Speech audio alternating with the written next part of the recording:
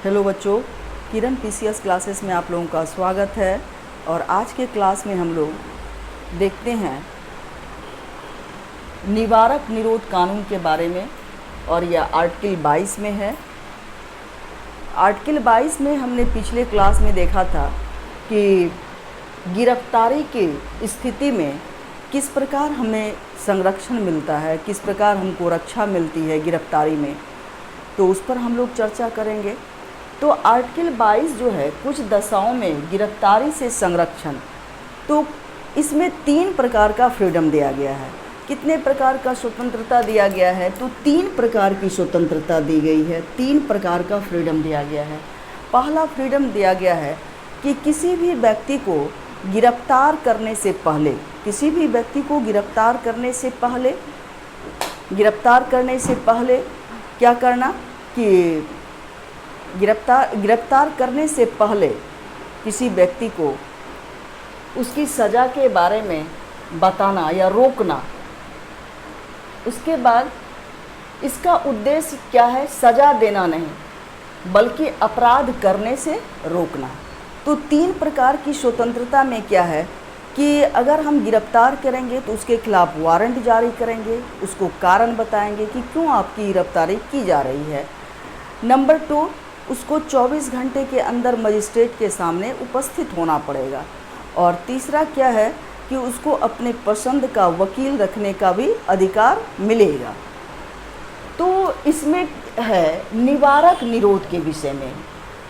तो निवारक निरोध क्या है कि इसमें गिरफ्तारी से पहले शक के आधार पर, संदेह के आधार पर किसी भी नेता को या किसी भी व्यक्ति को जो काफ़ी पॉपुलर है उसको क्या किया जाता है? उसको नज़रबंद कर दिया जाता है। नज़रबंद यानी उसको होटल हुआ, आवास हुआ, जेल हुआ, कहीं भी उसको नज़रबंद किया जाता है। जैसे मान लीजिए कि जब आर्टिकल ये लग रहा था 370 वहाँ हटाया जा रहा था, आर्टिकल 370 को कश्मीर में हटाया जा रहा था, तो उस समय महबूबा मुफ्ती को क्या किया गया था कि महबूबा मुफ्ती को नज़रबंद कर दिया गया था। क्यों? इससे जातीय दंगे, सांप्रदायिक दंगे को खतरा था। और 370 को जो रिमूवल किया जा रहा था, तो उसमें यह शांति से यह एक्ट जो है वो पारित हो जाए, और इसीलिए महबूबा मुफ्ती को क्या किया गया था? उसको नज़रबंद कर दिया गया था। तो इसमें क्या क्या है? तो निवारक निरोध, शक के आधार पर उसको गिरफ्तार करना, कहीं भी गिरफ्तार किया जा सकता है। तो इसके लिए कौन कौन सा आधार है? तो लोक व्यवस्था है, राज्य की सुरक्षा है, भारत की रक्षा है, चाहे वह आंतरिक हो या बाह्य हो। बाह्य सुरक्षा से संबंधित आधारों पर किसी भी व्यक्ति को गिरफ्तार किया जा सकता है। अब इसके लिए समय सीमा कितनी है? किसी भी व्यक्ति को कितने दिन तक गिरफ्तार किया जा सकता है? तो इसके लिए 3 मंथ तक यानी 90 दिन तक किसी भी व्यक्ति को नज़रबंद किया जा सकता है।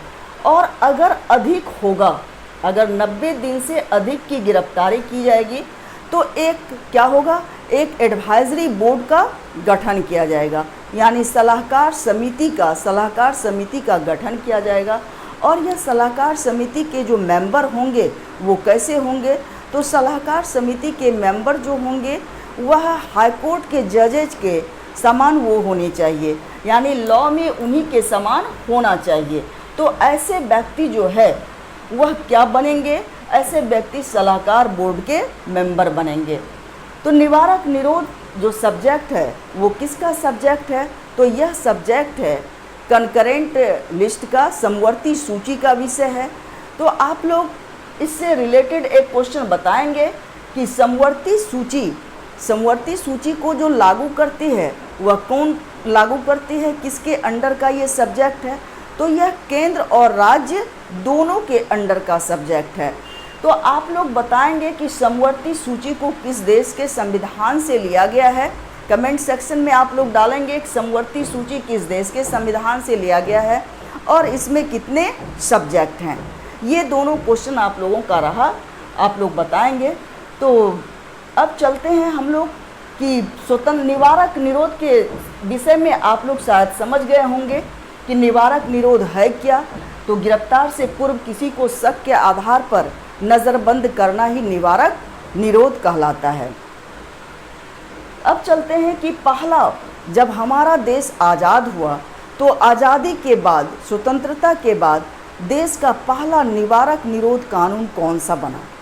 हमारे देश में पहला निवारक निरोध कानून कौन सा बना?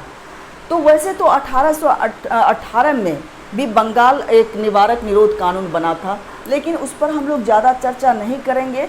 और स्वतंत्रता के बाद स्वतंत्र भारत का जो पहला निवारक निरोध कानून बना वो कौन बना? तो 1950 में बना। और इसको कब समाप्त किया गया? 1972 में समाप्त किया गया निवारक निरोध कानून को। उसके बाद सेकेंड नंबर का जो कानून बना वो कौन बना? तो वह कानून बना मीसा। मीसा MISA। तो मीसा जो है, मीसा का फुल फॉर्म क्या है? मीसा का M से हो गया मेंटेनेंस, I से हो गया इंटरनल, S से हो गया सिक्योरिटी और A से हो गया एक्ट, यानी आंतरिक सुरक्षा अधिनियम जो है इसका मीसा का फुल फॉर्म है। और मीसा कब लाया गया? तो मीसा को लाया गया 1971 में। उस समय हमारे देश में क्या चल रहा था? तो 1971 में भारत और पाकिस्तान के बीच युद्ध चल रहा था।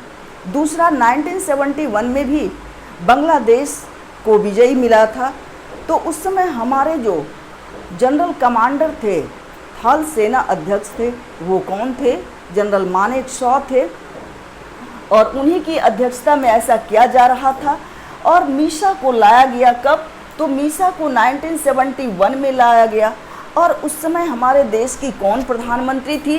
तो फर्स्ट महिला PM कौन थी? श्रीमती इंदिरा गांधी थी। उन्होंने ही इस कानून को, मीसा कानून को लाया था।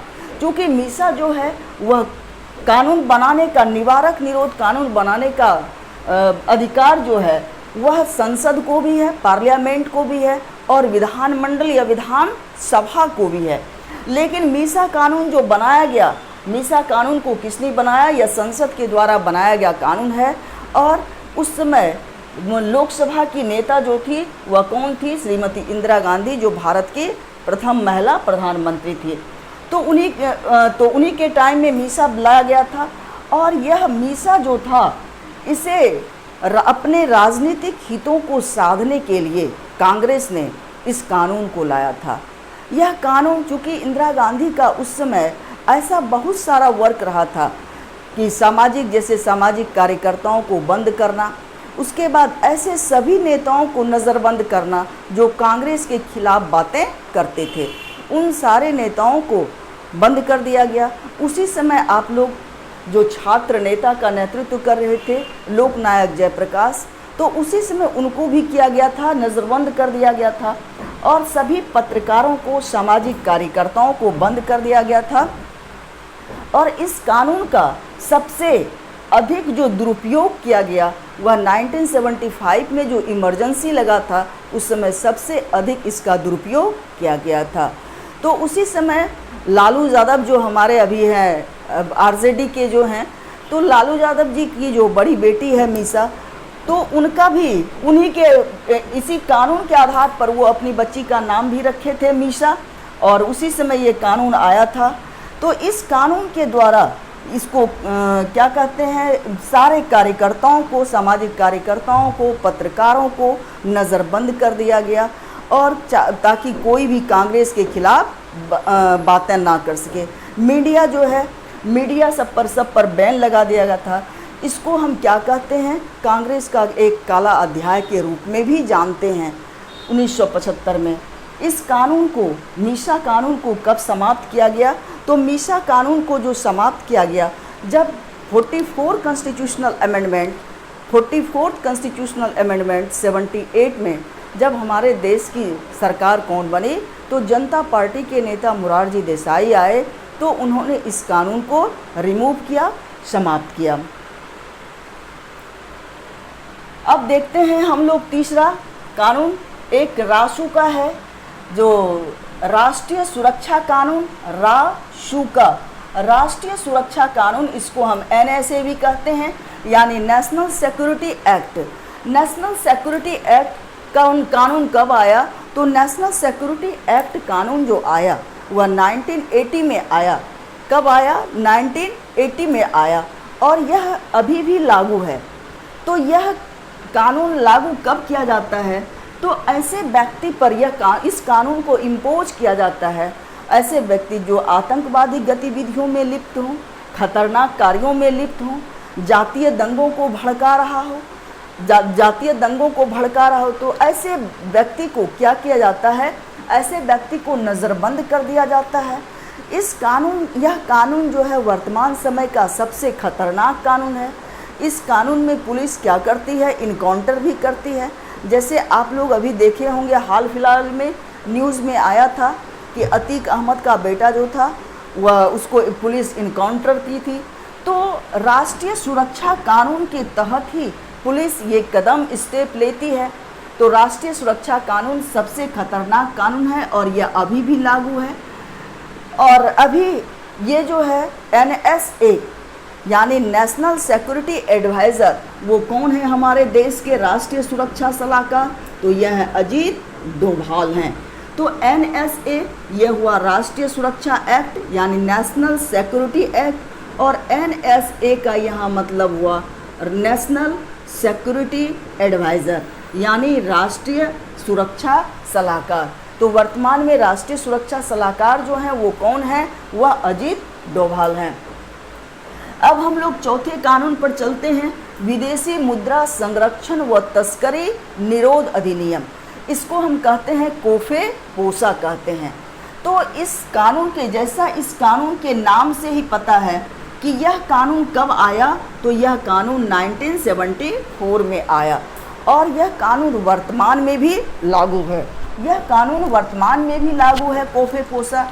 और विदेशी मुद्रा का संरक्षण करना, तस्करी को रोकना ही क्या है? इस कानून का उद्देश्य है। अब देखते हैं हम लोग टाडा को। टाडा यानी terrorist and disruptive activities act, आतंकवादी एवं विध्वंसकारी गतिविधि अधिनियम। यह क्या है टाडा? तो टाडा जो है वह कब लाया गया? तो 1985 में टाडा को लाया गया, और यह कानून समाप्त कब हुआ? 1995 में हुआ। इसमें जो किसी भी व्यक्ति को, ऐसे व्यक्ति जो आतंकवादी का, जैसा नाम है, आतंकवादी कार्रवाइयों में लिप्त हो, वह अवैध रूप से हथियार रखता हो, तो ये एक्टिविटीज़ जो है, इस एक्टिविटीज़ को क्या करती है? इस एक्टिविटीज़ के तहत ही उस व्यक्ति को क्या किया जाता है? नज़रबंद किया जाता है। और कितने दिन तक किया जाता है? तो 6 माह तक, 180 दिन तक उसकी नज़रबंदी की जाती है।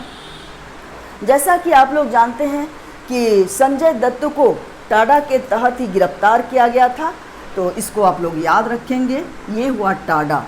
अब चलते हैं हम लोग छठे कानून पर, पोटा पर।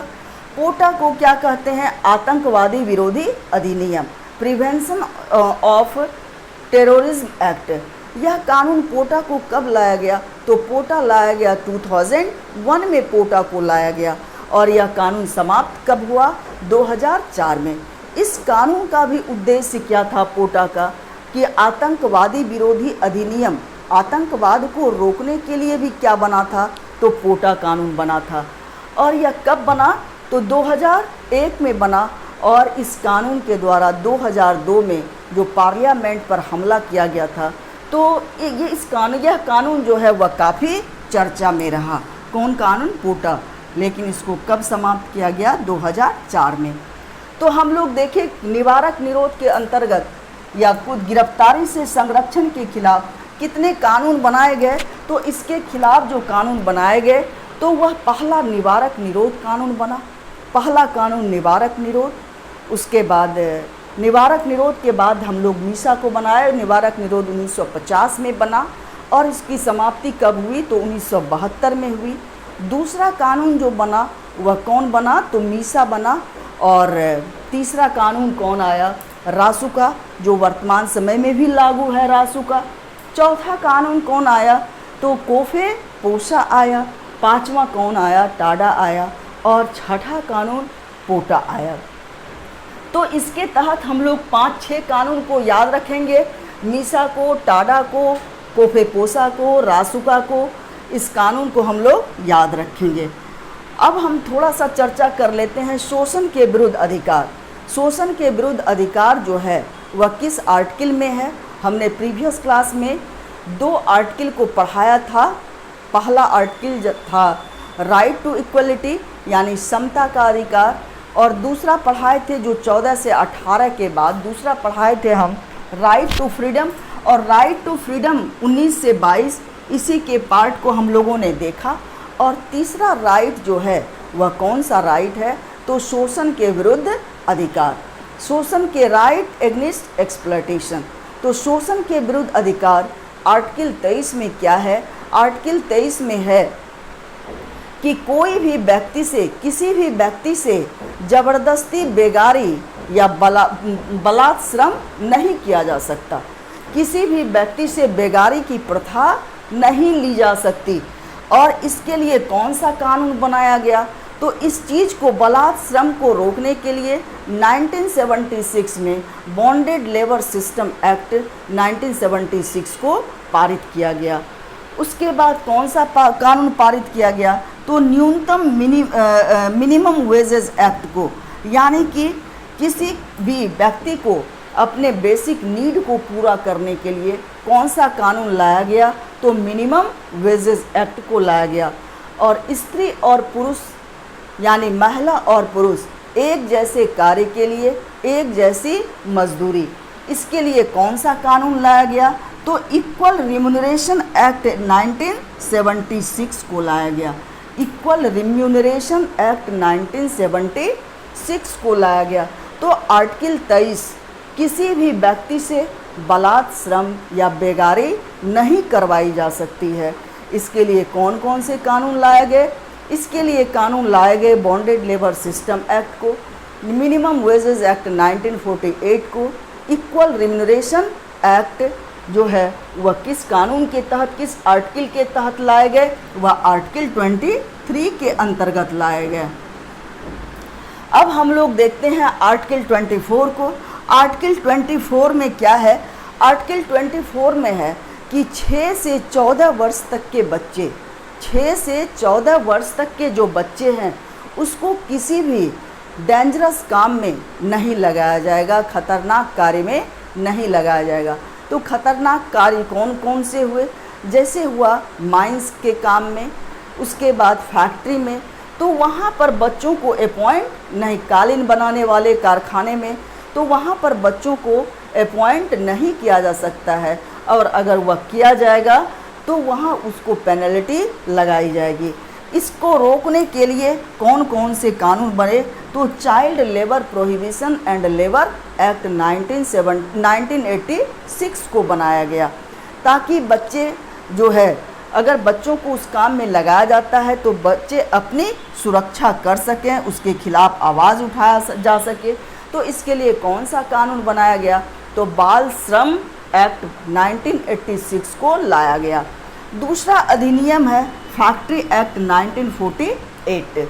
तो फैक्ट्री एक्ट 1948 के तहत किसी भी 6 से 14 वर्ष तक के उम्र के बच्चे को किसी भी फैक्ट्री में काम पर नहीं लगाया जा सकता। तीसरा है माइंस एक्ट। माइंस एक्ट में भी किसी भी खदान में बच्चों को काम पर नहीं लगाया जा सकता। और चौथा है बीड़ी सिगार एक्ट। बीड़ी सिगार एक्ट 1966, यानी कि किसी भी बीड़ी बनाने वाले संस्थान में बच्चों को कार्य पर नहीं लगाया जा सकता। तो ये आप लोगों का आज की क्लास में हुआ आर्टिकल 22। आर्टिकल 22 यानी कि स्वतंत्रता के अधिकार में हम लोगों ने देखा आर्टिकल 22 तक, और फिर आर्टिकल 23 और 24 जो है वह शोषण के विरुद्ध अधिकार को हम लोगों ने देखा। तो अब के क्लास में जो है हम लोग देखेंगे फ्रीडम ऑफ रिलीजन को। फ्रीडम ऑफ रिलीजन को देखेंगे। एक बचा है यानी 25 से 28। उसके बाद बचा है उसमें एक cultural and educational right, article 29, 30 को देखेंगे। उसके बाद 32 से 35 जो है वह उसको देखेंगे हम लोग, राइट टू कॉन्स्टिट्यूशनल रेमेडीज़ को देखेंगे। तो ये तमाम जो है कल के क्लास में हम लोगों का समाप्त हो जाएगा, ये फंडामेंटल राइट। तो फंडामेंटल राइट से बहुत सारे क्वेश्चन पूछे जाते हैं। जैसा हमने बताया कि फंडामेंटल राइट एकमात्र ऐसा चैप्टर है जिसमें से सबसे अधिक क्वेश्चन पूछे जाते हैं। तो आप लोग इसको याद रखेंगे फंडामेंटल राइट को। फंडामेंटल राइट से क्वेश्चन हुआ और इससे क्या क्या क्वेश्चन पूछे जाते हैं, हम एक की पॉइंट आप लोगों को देंगे जिसमें बताएंगे कि कौन कौन सा फंडामेंटल राइट से क्वेश्चन अराइज हो सकता है, जो पिछले 10 वर्षों में हर एक एग्ज़ाम में पूछे गए हैं। तो उसको हम लोग देखेंगे उस क्लास में कि क्या क्या फंडामेंटल राइट से क्वेश्चन पूछे गए हैं, और इसका हम लोग की पॉइंट तैयार करेंगे ताकि आप लोगों का दरोगा का एग्ज़ाम है, बिहार पुलिस का एग्ज़ाम है, उसके बाद आप लोगों का पीसीएस का एग्ज़ाम है, उससे एक भी क्वेश्चन फंडामेंटल राइट से ना छूटे। तो इस चीज़ को हम लोगों को देखना है और आप लोग सहयोग करें हमारे क्लास को ताकि हम ज़्यादा से ज़्यादा आप लोगों को मटेरियल दे सकें। धन्यवाद।